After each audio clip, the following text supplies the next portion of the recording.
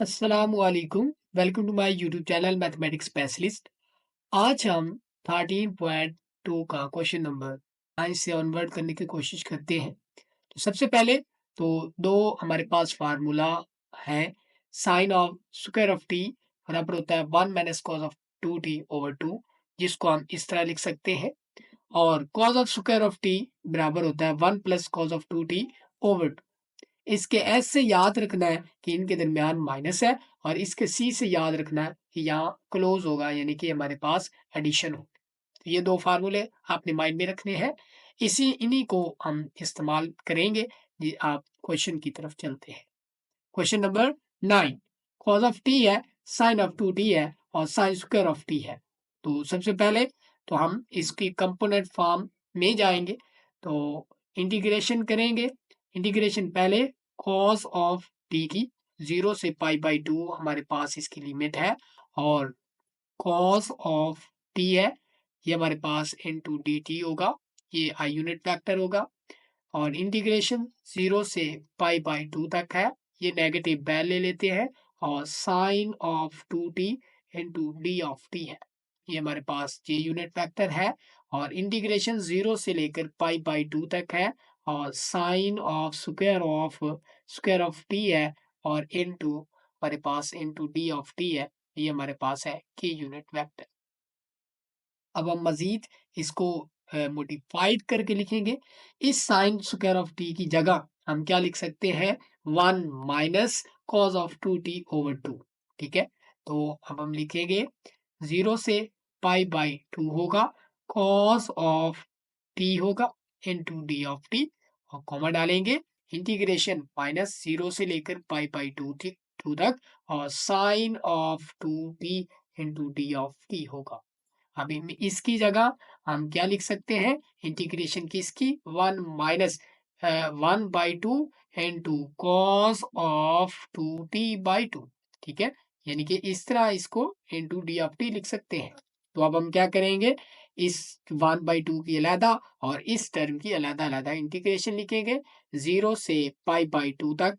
अब ये 1/2 बाहर कॉमन ले लें, आप इस तरह करें, 1/2 बाहर कॉमन ले लें इस सब में से, और जो बाकी 1 बचेगा, इस 1 की अलहदा integration into d of T, minus cos of 2t की अलहदा इंटीग्रेशन 0 से π/2, और cos of 2t into d of T, ये हमारे पास रहा के यूनिट वेक्टर कंपोनेंट रहा हमारे पास। अब हम आगे चलते हैं, अपने क्वेश्चन को प्रोसीड करते हैं।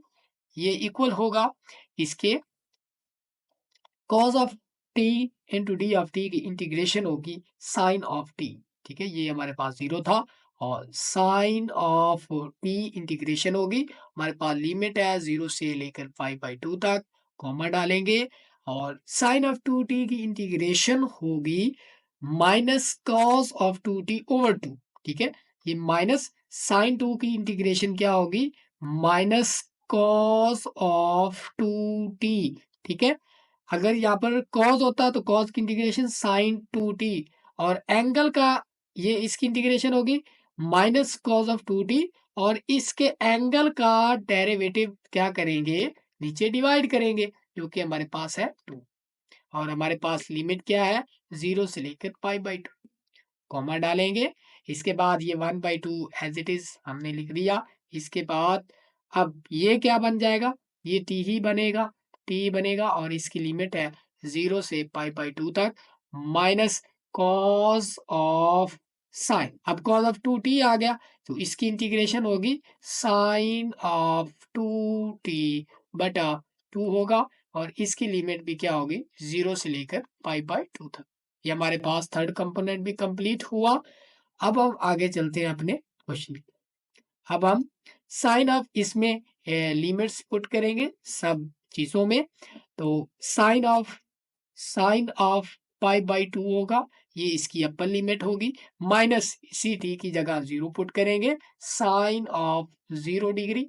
ठीक है, यानी कि टी की जगह अब हमने क्या करना है, 0 पुट करना है। अब आगे क्वेश्चन की तरफ बढ़ेंगे। ये कॉमा डाल दिया, ये माइनस और ये माइनस, क्या करेंगे, मल्टीप्लाई होंगे तो पॉजिटिव चेंज हो जाएगा। 1/2 आपन में क्या करना है, कॉमन ले लेना है। और पहले हमने कॉस 2t में अपर लिमिट पुट करनी है। कॉस ऑफ 2 इंटू टी की जगह हमने क्या करना है, पाई/2 पुट करना है, माइनस लोअर लिमिट यानी कि कॉस ऑफ 2 में टी की जगह 0 पुट करना है, इस तरह से। ठीक है, ये हमारे पास सेकंड कंपोनेंट कंप्लीट हुआ। 1/2 अब हम क्या करेंगे, इस टी में भी पाई/2 पुट करेंगे पहले, माइनस 0 टी की जगह 0। इसके बाद ये है हमारे पास अपर लिमिट थी, इसके बाद ये है लोअर लिमिट। अब इस रकम की भी अपर लिमिट होगी फिर लोअर लिमिट होगी, तो 1/2 हम सिंपली पहले ले लेते हैं। क्या करेंगे, साइन 2t में पाई/2 पुट करेंगे, साइन ऑफ 2 इंटू पाई/2 ये अपर लिमिट होगी, माइनस साइन ऑफ टी की जगह 0 पुट करेंगे तो ये 0 ही बनेगा। तो ये हमारे पास इस चीज का आंसर आएगा, ये इस तरह से। और ये हमारे पास थर्ड कंपोनेंट भी कंप्लीट हुआ। ठीक है, अब हम क्या करेंगे मजीद, ये हमारे पास ब्रैकेट और साइन पाई/2 पर क्या होता है, 1 होता है, तो ये कैलकुलेट कर लिया। ये 1/2 एज इट इज रहा। अब ये 2 और ये 2 कैंसिल हो गए, और कॉस पाई पर क्या होता है, वो होता है -1 के इक्वल। तो ये 1 इसकी जगह हमने क्या कर दिया, -1 लिख दिया। इसके बाद माइनस कॉस 2 इंटू 0 है, यानी कि इसकी जगह हम क्या लिख सकते हैं, कॉस ऑफ 0 लिख सकते हैं। कॉस 0 क्या होता है, 1 के इक्वल, तो ये 1 आ गया। इसके बाद क्या करेंगे, 1/2 है हमारे पास, और ये हमारे पास है पाई/2 है, माइनस, अब ये देखें ये भी कैंसिल हो जाएंगे, 2 कैंसिल होगा, और साइन पाई पर क्या होता है, 0 होता है, और ये भी 0 था, 0 माइनस 0 0, और 0 जब 1/2 से मल्टीप्लाई होगा तो 0। इसका मतलब यहाँ से लेकर यहाँ तक ये सारी चीजें क्या बन गई, 0 बन गई, यानी कि इसमें से 0। तो ये हमारे पास इस कंपोनेंट में हमारे पास क्या बचा, क्या बचा, हमारे पास पाई/2 ही बचा। ठीक है, तो ये हमारे पास थर्ड कंपोनेंट था। इसके बाद अब हम आगे चलते हैं, ये हमारे पास 1 आ गया, बिल्कुल आ गया। इसके बाद ये -1 और ये -1 क्या बनेंगे, -2/2 बनेगा। और इसके बाद ये पाई क्या बन जाएगा, 2 और 2 4, पाई/4 बन जाएगा। इसको हम मजीद क्या लिख सकते हैं, अब इसको मैं दूसरी फॉर्म में लिखूंगा कि ये आई यूनिट वेक्टर है। इसको आप इस तरह से भी लिख सकते हैं। ठीक है, आई के ऊपर क्या किया, आई के ऊपर एरो का निशान भी लगा सकते हैं। ये 2 और ये 2 कैंसिल हो गए, माइनस के यूनिट वेक्टर, के ऊपर आपने माइनस जे यूनिट वेक्टर है। ठीक है, तो ये माइनस जे यूनिट वेक्टर, आप एरो का निशान लगा सकते हैं, और प्लस पाई/4 है, तो पाई/4 के यूनिट वेक्टर। ठीक है, तो एरो का निशान लगा लें या एज इट इज लिख लें, या इसी तरह कंपोनेंट में लिखा रहने दें, ये आपकी मर्जी है। ये था हमारे पास क्वेश्चन नंबर 9। अब हम चलते हैं क्वेश्चन नंबर 10 की तरफ। तो 10 में क्या कहता है, सेकेंड ऑफ टी है, टेन स्क्वायर ऑफ टी है, और T into sine of T है, तो इसकी इंटीग्रेशन फाइंड करनी है। तो मैं आपको दो फार्मूलाई आपको याद करवाना चाहूंगा कि 1 + tan of square of T equal था सेकेंड स्क्वायर ऑफ टी की। तो इसका मतलब हम टेन स्क्वायर ऑफ टी की जगह पर क्या लिख सकते हैं, सेकेंड स्क्वायर ऑफ टी -1। इसके बाद अब हमने इंटीग्रेशन के फार्मूला में ये पढ़ा था कि अगर integration second of T into d of T हो तो उसको हम डायरेक्टली किस तरह लिखेंगे, log second of T plus ten of T. इसका भी आप प्रूफ देख सकते हैं। तो इसको अब हम क्वेश्चन की तरफ चलते हैं। तो सिंपली क्या करेंगे कि अलग-अलग हर कंपोनेंट की इंटीग्रेशन को कैलकुलेट करते हैं। तो पहले तो हम चलेंगे अपने सेकेंड ऑफ टी की तरफ। Second of T into d of t होगा, कॉमा डालेंगे, इंटीग्रेशन। अब इस टेन की जगह मैं क्या लिख सकता हूँ, second of square of T -1 लिख सकता हूँ, इंटू डी ऑफ टी लिख सकता हूँ, और हमारी लिमिट है 0 से लेकर 5/4 तक है। ये भी पाई बाई 4 ही होनी है, पाई बाई 4। इसके बाद कॉमा यूज करेंगे और इंटीग्रेशन हमारे पास अब यहाँ पर नेगेटिव है तो नेगेटिव यहाँ पर लगाना होता है। तो ये हमारे पास t into sine of t है और 0 से लेकर पाई बाई 4 तक हमारे पास लिमिट है और इंटू डी ऑफ t है। ये इस तरह से हो गया।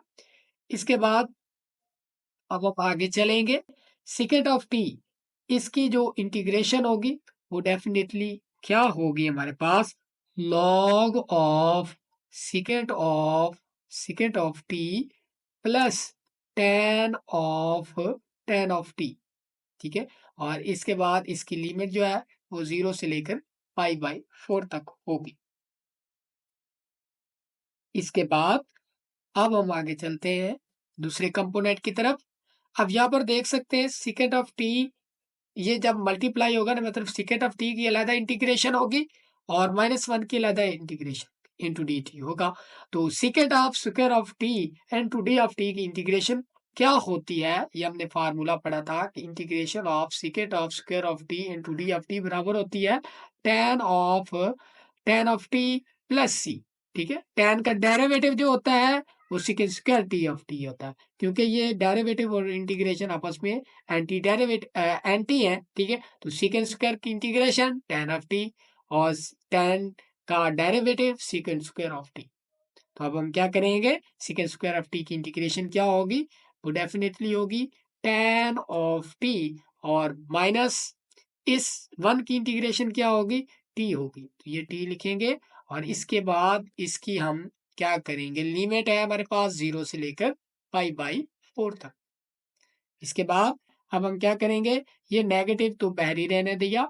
अब हम इस पे फार्मूला जो इस पे हम क्या करेंगे, इंटीग्रेशन बाय पार्ट्स को यूज करेंगे। तो टी एज इट इज रहेगा, टी एज इट इज रहा। इसके बाद इंटीग्रेशन किसकी होगी, साइन ऑफ टी की। चलो मैं इधर इसको सिंप्लीफाई करवा के आपको दिखा देता हूँ। T into sine of T है इंटू डी ऑफ टी है which will be equal to t as it is. Sine की इंटीग्रेशन क्या होगी, यानी कि इंटीग्रेशन साइन की होगी माइनस कॉस ऑफ टी। ठीक है, इसके बाद माइनस लगेगा और इंटीग्रेशन इसी का डेरिवेटिव होगा वो हमारे पास है 1। और फिर आगे क्या होगा, इंटीग्रेशन किसकी होगी, साइन ऑफ टी की, साइन ऑफ टी की और इनटू डी टी होगा और इस सारे का भी क्या होगा, डी टी होगा। इसको हम मजीद क्या लिख सकते हैं, minus T cos of T लिख सकते हैं और ये क्या बन जाएगा, माइनस इंटीग्रेशन ये 1। अब ये साइन ऑफ टी की इंटीग्रेशन क्या होगी, माइनस कॉस ऑफ टी, और माइनस जो होगा वो इस माइनस से मल्टीप्लाई होकर पॉजिटिव कर देगा इसको, और ये क्या बन जाएगा, cos of T into d of T. अब हम इसको मजीद क्या लिख सकते हैं, minus T cos of T plus ये क्या, कॉस टी की इंटीग्रेशन क्या होगी, साइन ऑफ टी। तो इसका मतलब क्या हुआ, हमारे पास ये जो सारी इंटीग्रेशन बन रही है हमारे पास इस सारी टर्म की, वो हमारे पास minus T cos of T plus sine of T है। तो हम इसकी जगह क्या लिख देंगे, minus T cos of T, okay हो गया, प्लस साइन ऑफ टी। अब हमारे पास इसकी लिमिट जो है वो 0 से लेकर पाई बाई 4 तक है और ये इस तरह से आ गया हमारे पास इसका आखिरी यानी कि लास्ट यूनिट वेक्टर। इसके बाद अब हम चलेंगे अपने नेक्स्ट स्टेप की तरफ। क्या करेंगे, जस्ट अब हमने क्या करना है, इसमें लिमिट्स पुट करनी है हमने।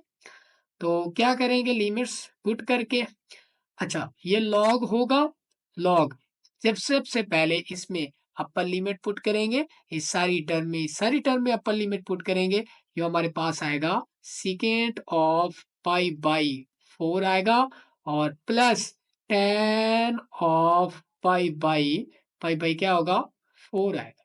इसके बाद ये हमारे पास अपर लिमिट हो गई, माइनस लोअर लिमिट पुट करेंगे, सीकेंट ऑफ 0 डिग्री है और प्लस tan ऑफ 0 डिग्री है। ये हमारे पास अपर लिमिट हो गई, कॉमा डाल दिया।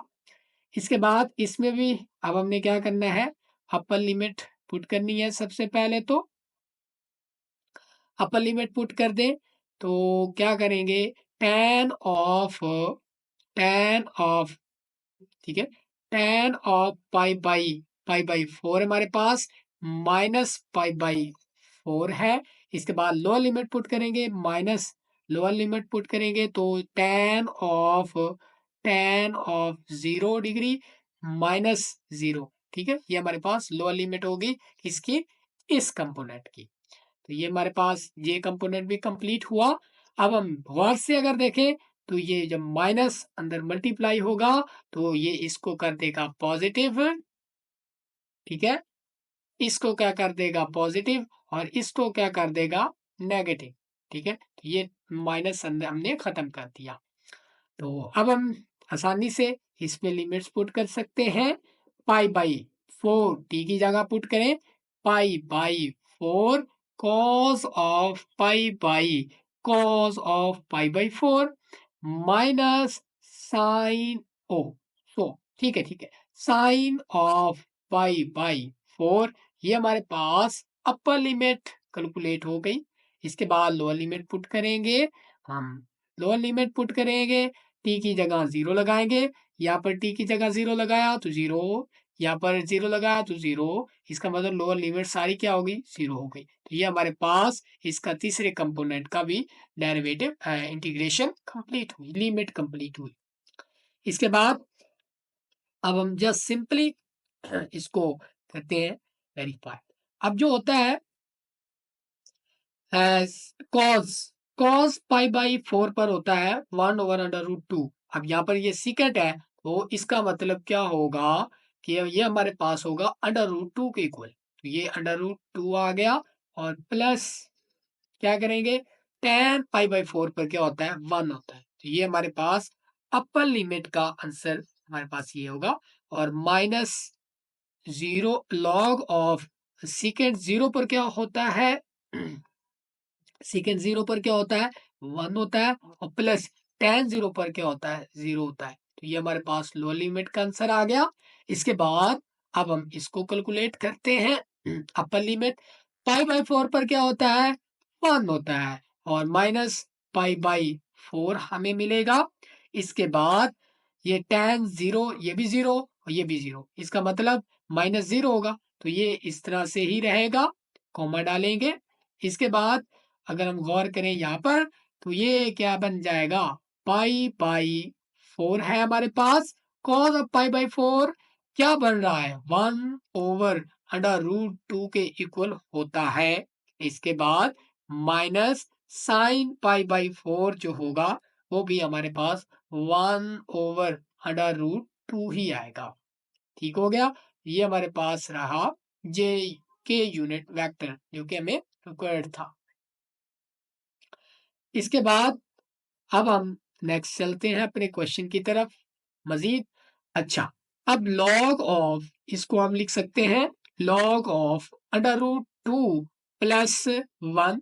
ठीक है, ये हमारे पास बार हो गया, और माइनस log 1। अब ये तो log 1 बन जाएगा ना, तो log 1 0 के इक्वल होता है, तो इसको लिखने की जरूरत नहीं है। इसका मतलब सारी टर्म में क्या होगी, माइनस क्या होगा, 0, तो 0 लिख दिया। इसके बाद कॉमा डालेंगे, और ये 1 माइनस पाई बाई 4 है, तो इसको एज इट इज ही लिख रहने दें, 1 माइनस पाई बाई 4 ही लिखें, या आप इसको सॉल्व भी कर सकते हैं, बल्कि इसी तरह ही लिखे रहने दें, अच्छा लगेगा। ठीक हो गया। इसके बाद इसको हम मजीद क्या लिख सकते हैं, पाई बाई 4 × √2। ठीक है, पाई बाई 4 × √2 लिख सकते हैं, और ये माइनस क्या बन जाएगा, 1/√2। तो ये हमारे पास के यूनिट वेक्टर बन गया। तो ये हमारे पास इस सारे क्वेश्चन का आंसर है जो कि हमने सॉल्व किया। हमने डिटेल से इस क्वेश्चन को डिस्कस किया है, ताकि आपको अच्छी तरह से समझ आ गई। उम्मीद करता हूँ आपको ये पहले जो 10 क्वेश्चन है 13.2 के, वो आपको अच्छी तरह से क्लियर हो गए होंगे। अगर हमारी वीडियो पसंद आई हो तो हमारे चैनल को सब्सक्राइब करें और दुआओं में हमेशा याद रखिएगा। मिलते हैं अगले लेक्चर में। अल्लाह हाफ़िज़।